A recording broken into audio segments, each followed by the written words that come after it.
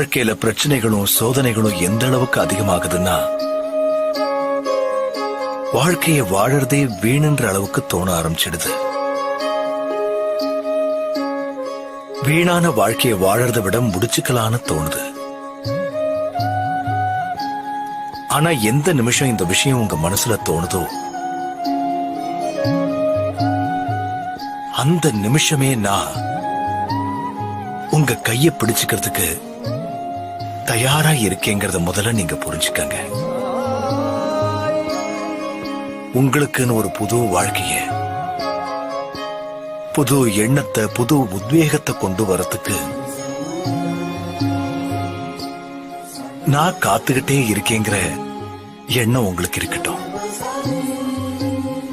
சுகத்துல என்ன நினைவு வச்சுக்கிறீங்களோ இல்லையோ, துன்பத்துல நான் இருக்கேங்கிற நினைவு இருக்கட்டும். துன்பத்தை என் கூட நீங்க தாராளமா பகிர்ந்துக்கலாம். இதுதான் என் வாழ்க்கையோட உத்தேசங்கிறத நீங்க தெரிஞ்சுக்கங்க.